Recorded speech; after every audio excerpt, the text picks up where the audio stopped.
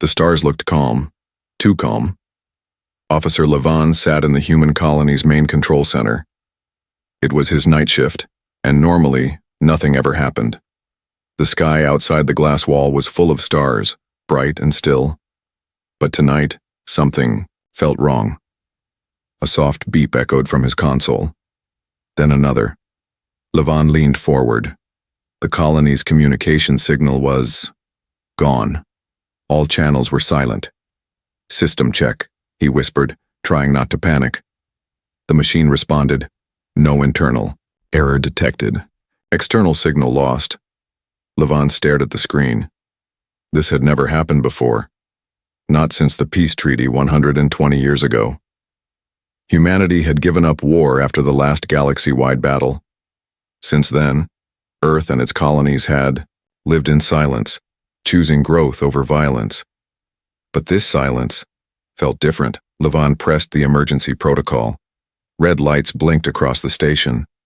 3 other officers joined him, Officer Sena, Officer Timar, and Commander Lowen. They were all young. Too young to remember real war. "Is it a drill?" Timar asked. Levon shook his head. "No. Signals are blocked. Something's out there." They looked out the window. At first, they saw nothing. Then, a shadow. Something large moved across the stars. Smooth, quiet, and not human. "Satellite scan," Commander Lowen ordered. The scan showed 27 ships, shaped like giant arrows, slowly surrounding the colony from above. "They're not broadcasting," Sena said. "No identity code, no signal." "Maybe they want to talk," Timar said hopefully. "Maybe they want to watch," Levon replied. His voice was calm, but his heart raced. They knew the stories. Long ago, during the last war, humans had fought like nothing the galaxy had seen. Whole empires had fallen before the human push. But after the final day, after the sky over Earth burned red, humanity made a decision. No more war. They destroyed their armies. They built peace fleets. Every child grew up learning diplomacy, science, healing. But that didn't mean they forgot how to fight. Levon stared at the blinking screen. "Do we respond?" Commander Lowen stayed silent. Then she said, "No. We wait." The 4 of them sat in the dark room. Outside, the alien ships moved slowly, silently. On the ground, citizens were told to stay indoors. Schools were closed. Supplies were secured. But still, no one fired. No one screamed. Humanity had learned something that the rest of the galaxy had not. How to wait in silence. How to listen. Then, a small shuttle broke formation from the alien fleet. It flew alone, slowly landing near the edge of the colony. "Prepare, medical," Levon said. "And defense, just in case." They watched as the shuttle door opened. Smoke rose. A small figure stepped out. Not a soldier, not a robot, a child. A young alien boy, thin and shaking, walked toward the human gates. His hands were raised. He held no weapon. The humans opened the gates. Officer Levon met the child. His skin was a pale silver, his eyes wide and glowing softly. I have a message," the boy whispered. Levon knelt beside him. "From who?" The boy looked up at the sky. "From them. They want to see what happens when humans get angry." Behind him, the stars blinked silently. And suddenly, Officer Levon understood. This wasn't a war. This was a test. A trap. A game. And the humans were the ones being watched. Levon stood, his jaw tightened. He looked back at the other officers. "They're here to push us," he said, "to see if we'll break the promise we made over a century ago." Sena whispered, "Then what do we do?" Levon looked out at the dark ships, then down at the child who had risked everything to deliver a warning. "We don't fight," he said softly. "We remember." The others stood beside him. They knew what came next wouldn't be easy. But sometimes, the strongest power in the galaxy is the silence before the storm. The alien boy sat in a quiet room wrapped in a warm blanket. He had not spoken much since he arrived. His hands shook and his eyes kept moving toward the window as if he expected something to explode. Officer Levon entered slowly and sat across from him. The boy looked up, his silver eyes still wide with fear. "Can you tell me your name?" Levin asked gently. The boy hesitated, then whispered, "Terrell." "Terrell, why did you come to us?" Levin asked. Terrell looked down. "I wasn't supposed to. My people said humans were monsters. They said your piece is fake. They wanted me to see it for myself and report back. But then I learned the truth." Levin listened carefully. The other officers watched from behind the glass wall. "What? Truth?" Levin asked. "You could have destroyed us long ago. But you didn't. You let us come close. You opened your gates. No shields. No attacks. And that scared them," Terrell said quietly. "Why would peace scare them?" Sina asked. From behind the glass, Terrell's voice dropped even lower. "Because they want war. Not to win, but to watch. They enjoy seeing others break. They enjoy turning peace into pain." Everyone in the room went silent. "Why you?" Levin asked.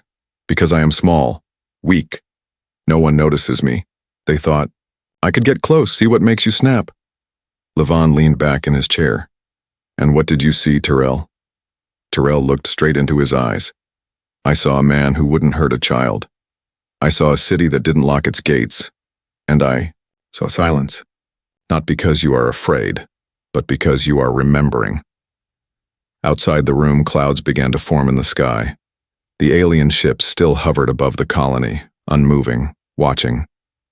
"They're waiting for a mistake," Commander Lowen said. "One punch, one shot, one scream, then they'll have an excuse to attack." Tamar frowned. "So what do we do, just let them hover over us?" "No," Levin said firmly.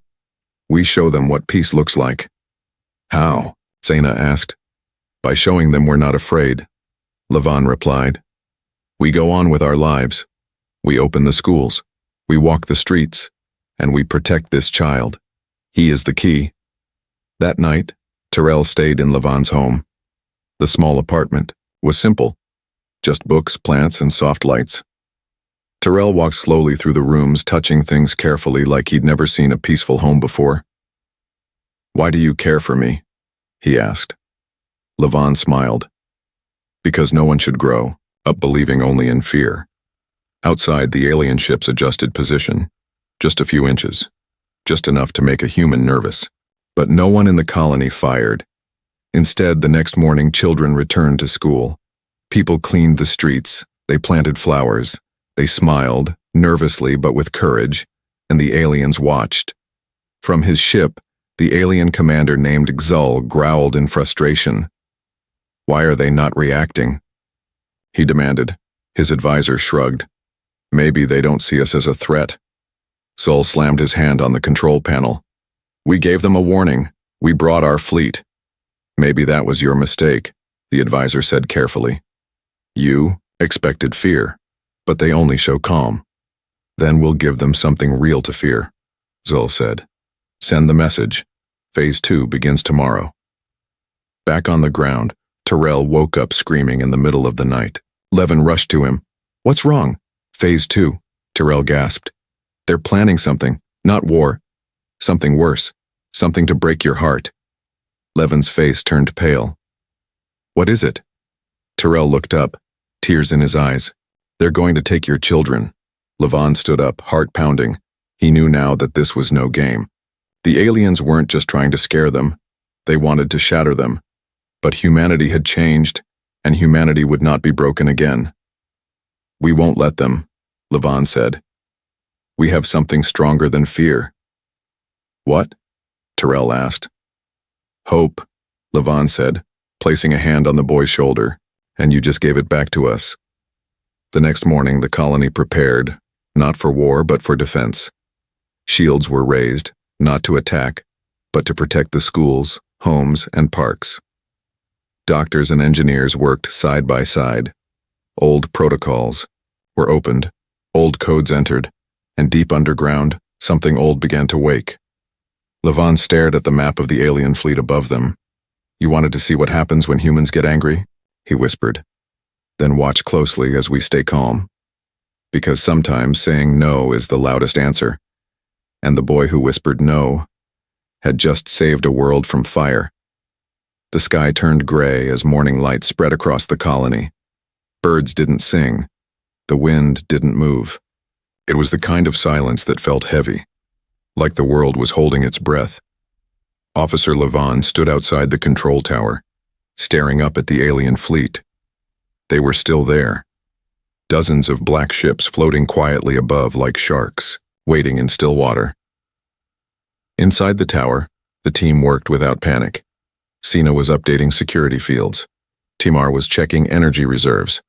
Commander Lowen monitored all frequencies, but there was no message, no attack, only that strange, slow pressure, like something was coming, and deep underground something old had started to move. "What is that system?" Sina asked, staring at her screen. Commander Lowen didn't answer at first. Then she spoke softly.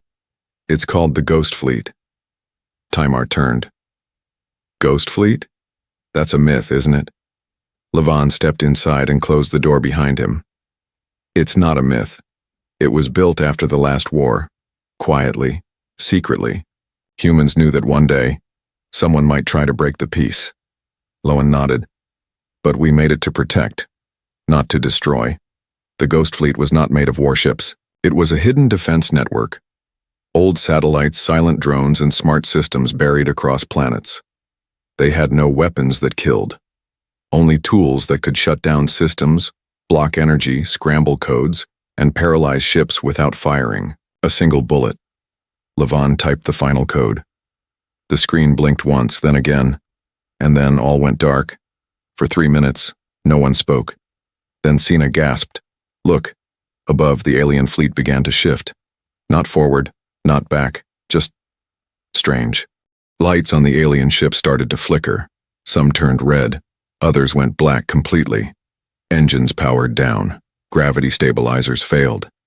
The largest ship tilted slightly to the side, like it had lost control.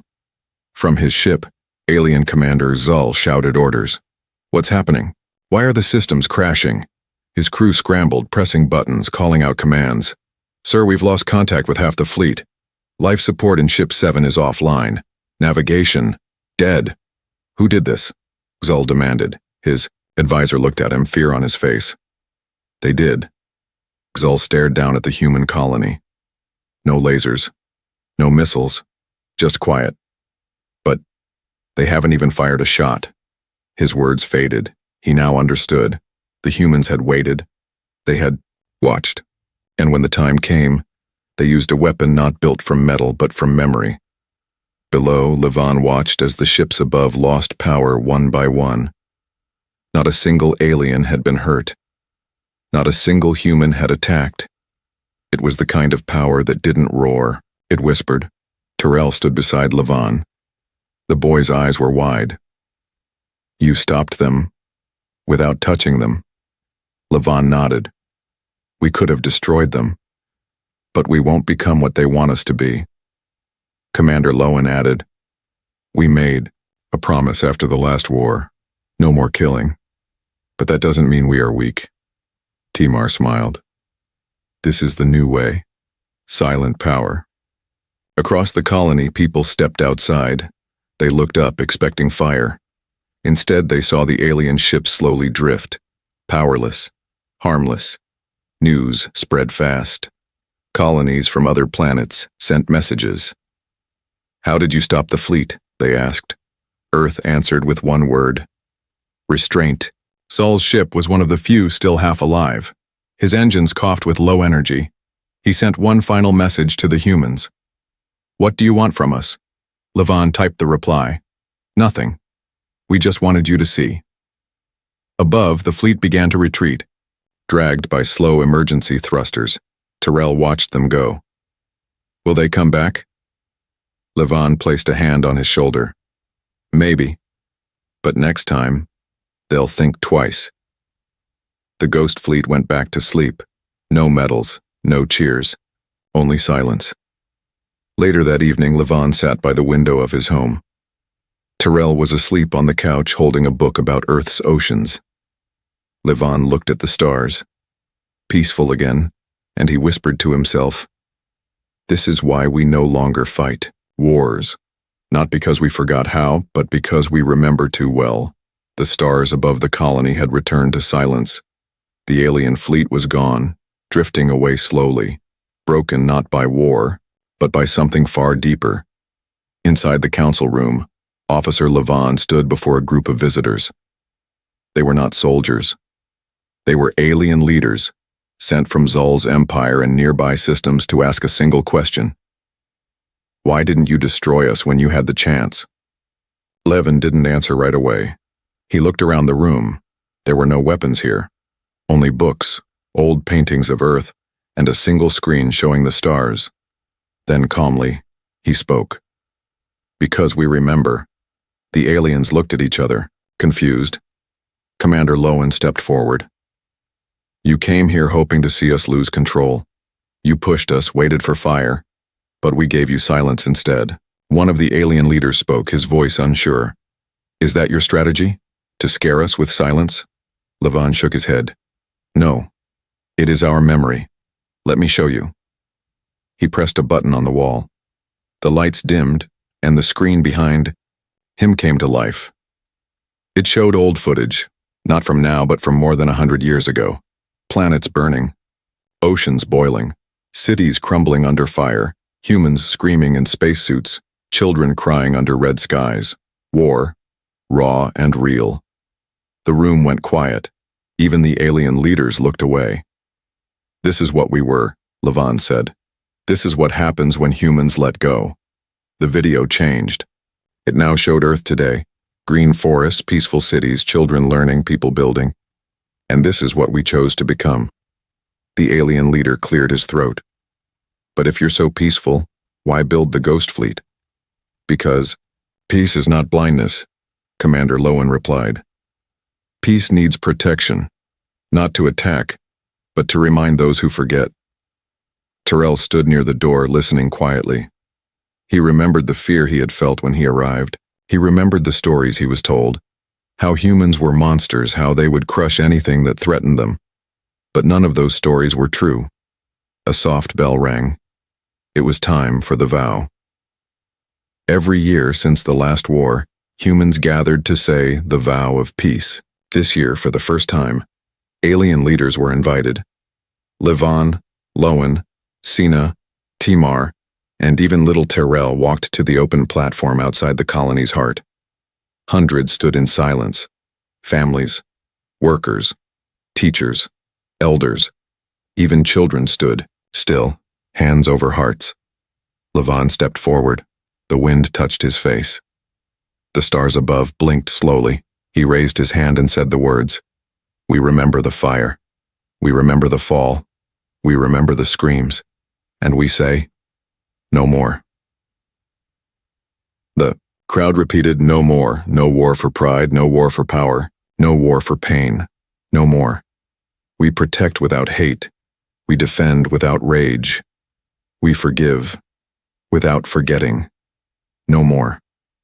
As the last word echoed through the valley, the alien leaders stood still. None of them spoke. Their eyes were wide, but there was something else now. Respect. After the vow, the alien leader who had doubted them walked up to Levon. "We came expecting blood," he said. "Instead, we found strength." Levon smiled.